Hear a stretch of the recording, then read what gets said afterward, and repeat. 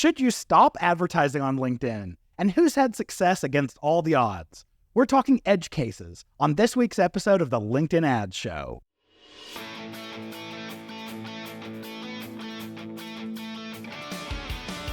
Welcome to the LinkedIn Ads Show. Here's your host, AJ Wilcox. Hey there, LinkedIn Ads fanatics. As he said, I'm AJ Wilcox, and I'm the host of the weekly podcast, the LinkedIn Ads Show. I'm thrilled to welcome you to the show for advanced B2B marketers who are looking to evolve their craft through LinkedIn ads. Today, we're talking about when do you throw in the towel with LinkedIn ads. We've said before that LinkedIn ads isn't really for everyone, and there might be cases where it just doesn't make sense. There are also cases when it shouldn't work at all, it has no business being successful, and we'll dissect a few of those cases as well. First of all, in the news, LinkedIn released predictive audiences.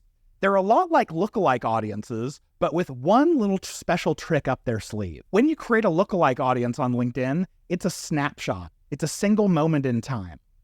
And yet we know that audiences change. So predictive audiences change dynamically with you and stay updated, which is really cool. Plus, we get control over how tight LinkedIn makes this lookalike audience. If you're used to the slider on Meta ads or Facebook ads, where you get to slide from a 1% lookalike up to 10%, we get that same kind of slider action on LinkedIn now with these predictive audiences, which I really like. You can access them by going to Plan inside of Campaign Manager, and then Audiences, and then you can create a new audience, and you tell it you want to create a predictive audience. You can base it off of a contact list, sets of conversions that have happened on the platform, or conversions that have happened on a lead gen form. Then you drag the slider from your minimum audience size of 300 all the way up to, and it can be 10% of the total membership of an audience. We've had conversations about predictive audiences in the LinkedIn Ads Fanatics community. So I would encourage you, go join if you're not already a member, hop into the community and go see about the kinds of conversations we've been having. We've heard some success stories. We've also heard where it's not quite measuring up. So it's definitely worth testing on your part. I also want to tell you about a really cool new rollout that LinkedIn has. It's called Website Action. And this affects your conversion tracking. Forever, we've recommended tracking your conversions through thank you pages that you create, because it's so easy to create a page that you redirect to from after you fill out the form. Once someone lands on that page, you know you get to call that a conversion because there's no other way to get to that page. It's so easy, even I can do this without a knowledge of JavaScript, and it's also really easy to troubleshoot if something goes wrong. If you wanted to use an event-based conversion, you definitely can. LinkedIn has support for it, but boy, you have to get your developer involved who knows JavaScript. You have to include your tag manager solution on it. And what it does is you create an event when a certain button is pushed, and then you have to trigger that event to fire and communicate to LinkedIn when it's pressed. And a developer could tell me how you could actually troubleshoot this, I'm sure, but I could never figure it out. I was always stuck like, ooh, I don't really know if it worked until I actually set it up and see conversions actually pouring in. Well, now LinkedIn rolled out this new product that as long as you had the LinkedIn Insight tag on your site, it allows you to set up conversions from any of the clickable elements on your site without any coding whatsoever. It really is magic. I'm not aware of any other platform that has a solution like this. I'm pretty sure that this came from an acquisition that LinkedIn made. Really cool technology to bring into Campaign Manager. And I would absolutely love to see this kind of thing in all the other ad platforms as well. But this is one of those times where LinkedIn really has a leg up on everyone else. And I'm sure we'll talk about this functionality more, especially after I've had a chance to play with it and test it a little bit, along with all of our employees. But one really cool thing I like about it is that it's not only just for tracking conversions, although I do think that's the best play for it, it is also for creating retargeting audiences. So what you can do is, hey, let's create a retargeting audience of anyone who clicked on a specific button on the website and treat them differently. I think that's really cool functionality. To access this, go to Analyze inside of Campaign Manager, and then you'll see the new navigation item there called Website Actions. Then you get to navigate down to the button that you want to add to a conversion or a retargeting audience, or you can actually click over to a specific page that you care about and look at just the buttons on that page. It seems really easy to implement. I don't have much experience with it yet, but I'm already a big fan. Okay, do you have a question, a review, or feedback for the show? Message me on LinkedIn personally, or you can email us at podcast at b2linked.com. Send us a little audio file of your voice telling us. I'm happy to keep you anonymous or shout you out and tell what position you're at what company. But I'd love to be able to take a clip of you speaking and insert it right here in the audio of the show. So let's try this out. Shoot me over any sort of feedback, a review, a question on a past episode. Let's get it started. A really good use for this would be to point out any special use cases on LinkedIn ads that I might have missed or got totally wrong on this episode. So feel free to let me have it. All right, on to the topic at hand. Let's hit it. So the LinkedIn platform is definitely not for everyone. If you've listened to past episodes, you've heard me talk about our qualifications quite a few times. But let's first talk about who really does make a great use case for LinkedIn ads. I say any sort of high-value lead generation. This is mostly B2B, but there is some B2C that works really well. The reason why we want high-value lead gen, if generating a lead that turns into business is only worth a few $100s, well, LinkedIn's costs on the front end are going to basically make it impossible for you to get a return on your investment. So we talk about having a high-value product that you're generating leads for on LinkedIn. That's probably the top use case, especially for B2B. The next is in any sort of white-collar recruiting. This would be like showing ads to someone based off of who they are. You know they would actually be a good fit for an open position that you've got. You can show them ads enticing them to apply for the position you have open, and this kind of thing works really well.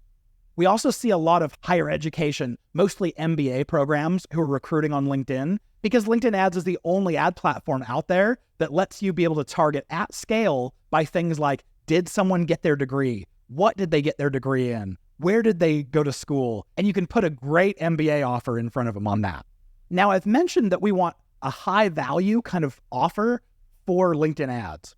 The way that we classify this is usually by talking about the lifetime value of a deal that you close. I would call a high lifetime value anything over about $10,000. That, sure, maybe it's SaaS software and you close the deal and maybe they're paying a few $100s a month or a couple thousand, but over the long term, you're definitely going to be making more than $10,000 from the average customer. I also recommend that you have a budget over about $5K. And this actually goes hand in hand with LinkedIn's costs because in North America, we're seeing average costs per click in the $10 to $16 range and some paying even more than that. You need to make sure that you have a large enough budget that you can spend enough on those clicks and actually get data that tells you if you're doing a good job or not. Is this being successful or no, I better cut bait and run? Of course, you can make it work on lower budgets. We've got a couple past episodes that talk about what you can do on low budgets, but I would highly recommend if you don't have a budget of $5K per month or higher, then you're definitely going to want to let things run longer. Be patient. You're also going to want content assets to share that provide high value to your prospects. If you are advertising and you don't have anything that provides value, it's going to be really hard to get their attention and keep it. You also want a clearly defined target audience. The reason why on this is because if you don't really know who your target audience is, it's much better to advertise on other platforms where the initial costs are so much lower. But if you have a clearly defined business target audience, then LinkedIn is the only game in town. That's why they can charge what they charge as a premium for us to advertise on LinkedIn. It's for when we want access to very specific people. We're willing to pay that because it's worth it. You also really need to know your positioning as a company. If you're just going to be firing off random ad copy, coming up with it on the fly, it's all going to feel really disjointed and the prospects will feel that as well. You have to be able to clearly state how you are different than your competitors and how you're better. I would also highly recommend that you are doing effective marketing on other digital marketing channels as well, because you can borrow from where you've seen success on other channels and bring it over to LinkedIn. If you're testing just on LinkedIn and this is the first marketing you've done, you are paying a premium for these clicks, and it's going to be difficult to make sure that you're saying exactly the right thing from step one. But if you can borrow from other sources, seeing where you're actually having success, and then leveraging what makes LinkedIn special based off of that, you're going to be doing a lot better. I would also highly recommend that you are in this for the long haul.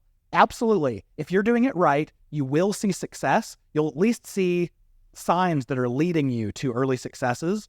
But you don't want to just try for a month on LinkedIn and go, oop, it didn't work because we didn't hit an absolute home run, and then decide to shut the whole program down. Marketing takes time. We know that the average B2B deal closes after 17 touches with a brand.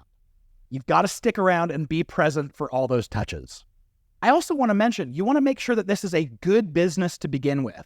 A helpful sign is if the business is successful without LinkedIn or without other marketing channels, then that's a huge vote of confidence for me, saying that yes, this business has legs. It's going to be successful without LinkedIn. So as we add LinkedIn, it's just like pouring fuel on an existing fire that's already going. If you haven't validated the business, maybe LinkedIn is the first channel that you're trying out, make sure you are validating the best you can. Validate with friends and family, although sometimes they're going to tell you like, oh yeah, it's great, even though in the back of their mind, they're thinking like there's things that could be improved. But do the very best you can to fully validate before you really make an investment in LinkedIn. So you've probably picked this apart a little bit as we've been talking, like, oh, here are the things that AJ says are successful, but I'm going to walk you through who is typically not a good fit. And we'll talk about each of these points. The elephant in the room here is B2C, or business to consumer. I've already mentioned this, but if you can reach your consumer because of their interests and who they are personally, you're going to do this a lot less expensively on Facebook, Instagram, Snapchat. All of these platforms totally are based off of who someone is personally. And LinkedIn is so focused on who they are professionally. The costs are just so much higher when we're trying to talk to people by who they are professionally if the offer that we have for them is based off of who they are personally. I hope that makes sense. But don't shut the door on B2C because we do have some edge cases here. But we'll talk about e-commerce specifically. I haven't yet found a case where e-commerce works really well with LinkedIn ads. We did have one client where it was an e-commerce shop, but they were selling products that were higher cost that they knew someone wasn't just going to click right from an ad and buy then. It still had to go through a buying committee. And so they wanted to get the products in front of people so that they could discuss. And that actually was pretty successful, but this was kind of a high-end business furniture e-commerce shop. We have talked a little bit about low lifetime value. That, for obvious reasons, doesn't make a whole lot of sense. We've come across SaaS software that maybe charges like $100 a month. And although, yeah, you want to be able to target people by who they are professionally, because that's how we know who these products would work well for. But at the same time, LinkedIn ads are too expensive to really reliably see an ROI from this. So I tend to discourage those people from using LinkedIn ads. But absolutely, LinkedIn is the right network. You just want to go after it organically and not from a paid perspective. If your product has broad interest, it's probably going to be cheaper to go after other channels before you try LinkedIn. But I will say, if you're already trying this on other channels and it's working well, and you want to come to LinkedIn ads as like, hey, let's diversify our traffic streams just in case our Meta account gets all of a sudden shut down, like happens so often, then I think that's a totally valid strategy. What about affiliates or media kinds of sites, maybe news related, or an arbitrage play where you're trying to bring in traffic for less than you can make off of them by once they get to your site and take certain actions? We've found that LinkedIn's costs are just too high, where unless your affiliate commission is huge, it's probably not going to make perfect sense. Arbitrage, again, because the costs are so high, it's really difficult to arbitrage. And then media sites, same deal. I just don't see where it might be worth $10 to $16 a click to get people in to your news site. What about app installs? This one's really difficult because there are some very business-focused apps that you think would do a really good job on LinkedIn. But here's the big challenge we see with apps. LinkedIn won't let us target by device type. If we could target by device type, we could say, oh, if you come in from iOS, we're going to show you an ad that sends you to the Apple Store. And if you come in from Android, we're going to send you to the Play Store. So then you've got to do some sort of like a sensing of who their user agent is and try to do a redirect on the fly. But we've just noticed that every time you try to do some sort of a redirect, it takes extra time and more people will bounce before they actually end up on the page. So we found app installs to not work super well, but definitely worth a shot if you have an app that really makes sense for B2B. I've got a lot of friends who specialize in D2C or direct to consumer.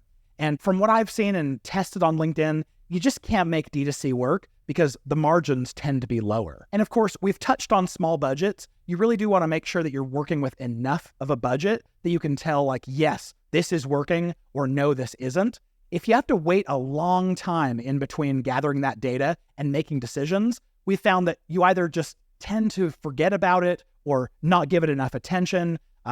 Things just kind of run, and eventually you just cut the spend because you're not learning what you should be learning. So if you're using LinkedIn ads for any of these use cases that we're talking about, and maybe it feels like you're pushing a boulder up a hill that any time is just going to roll back down and crush you, this may be able to provide an indication as to why you might be feeling that way. In most cases like this, I would recommend against advertising on LinkedIn, but don't give up hope, because there are definitely some edge cases on LinkedIn where you can have success, and I wasn't predicting that it would be possible.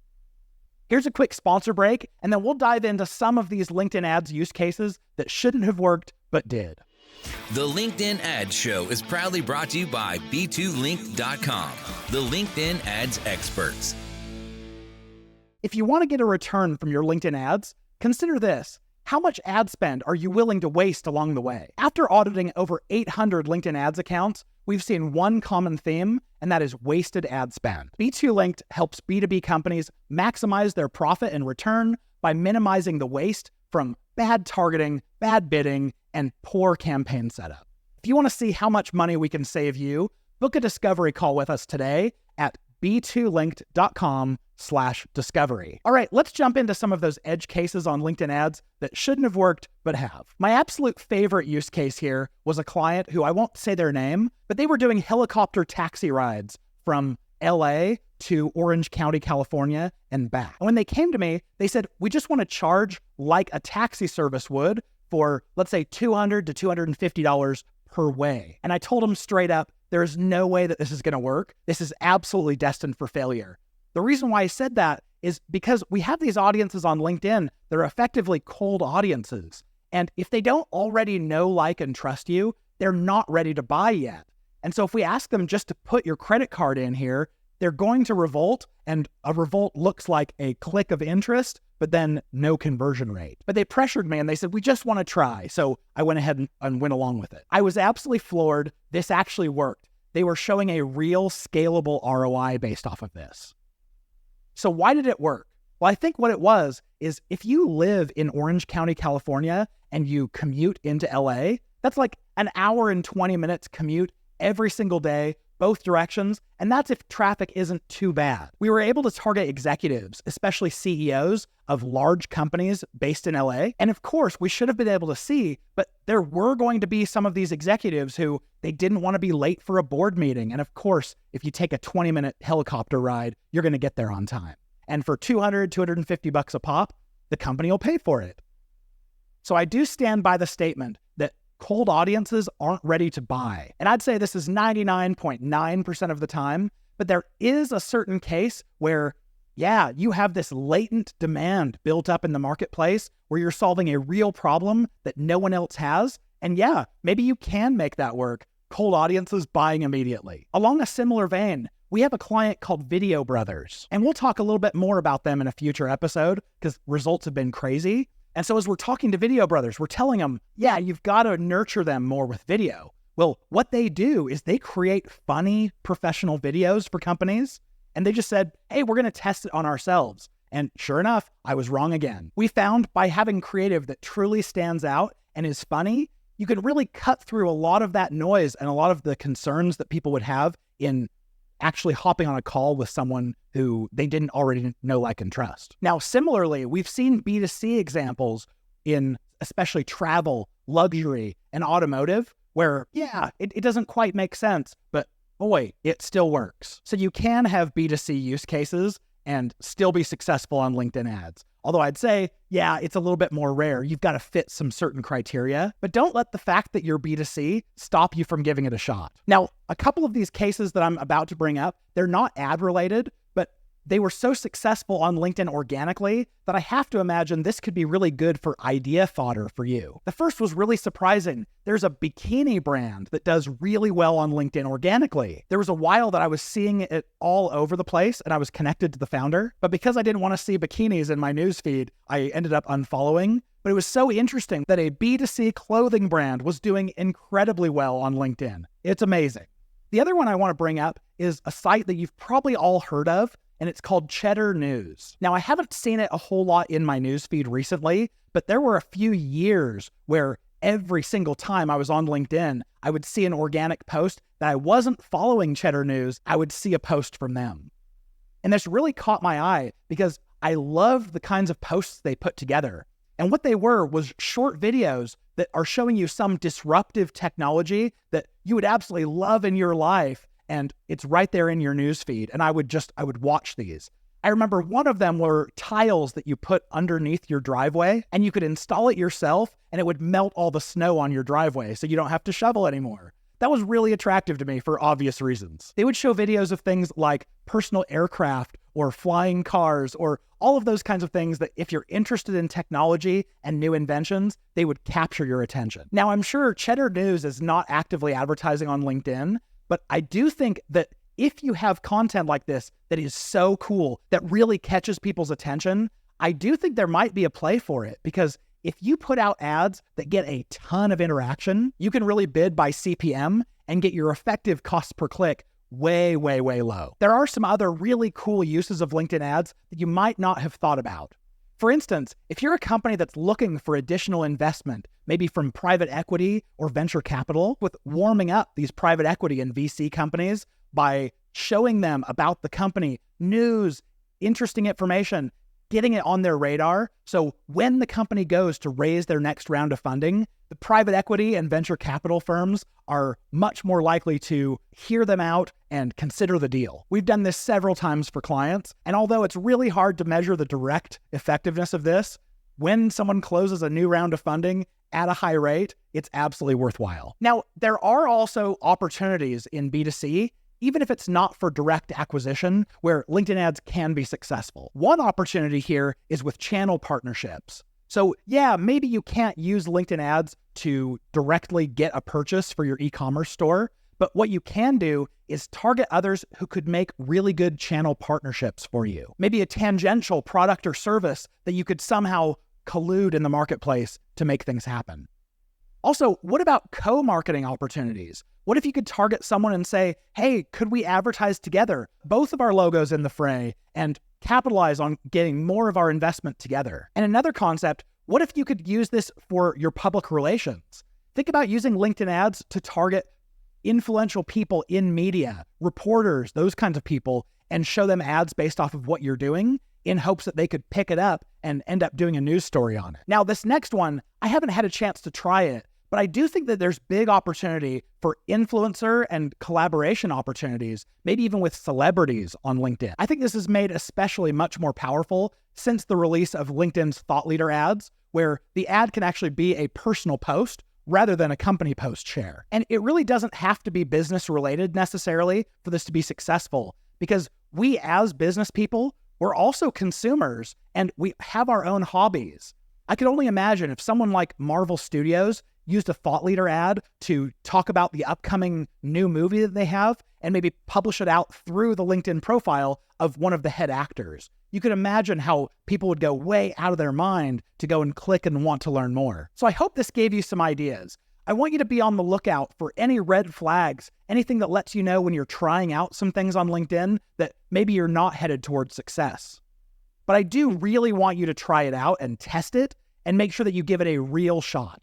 You don't want to just spend $200 on the platform over a weekend and say, well, it didn't work. And this concept applies to everything. But no matter what, if you're trying to break the mold, you absolutely need to stand out.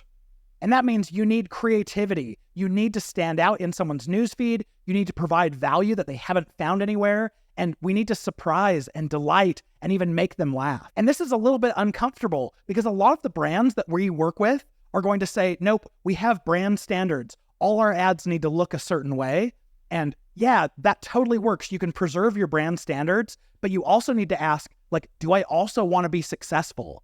Because if you just blend into the background, you're not going to be successful because you're not going to get their attention. There's a really cool article written by Marcus Sheridan. He's one of my favorite thought leaders on the planet. And he's talking about creativity in advertising for B2B. We've linked to that in the show notes below. And of course, if you have any crazy LinkedIn ads use cases that shouldn't have worked but totally did, I would personally love to hear about it. I'm happy to shout you out on the show and share it, or just keep it between us. But I would absolutely love to know anytime someone breaks the mold. Okay, I've got the episode resources for you coming right up, so stick around. Thank you for listening to the LinkedIn Ads Show. Hungry for more? AJ Wilcox, take it away.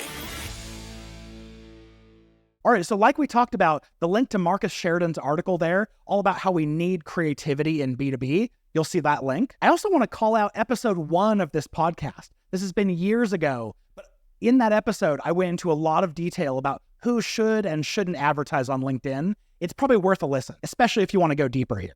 If you're looking to learn more about LinkedIn ads and collaborate with some of the top minds who are working on LinkedIn ads, definitely join the LinkedIn Ads Fanatics community. By joining the community, of course, you get access to the community, all these other like-minded advertisers that you can bounce ideas off of and come up with gold together, learn from each other's mistakes and all of that.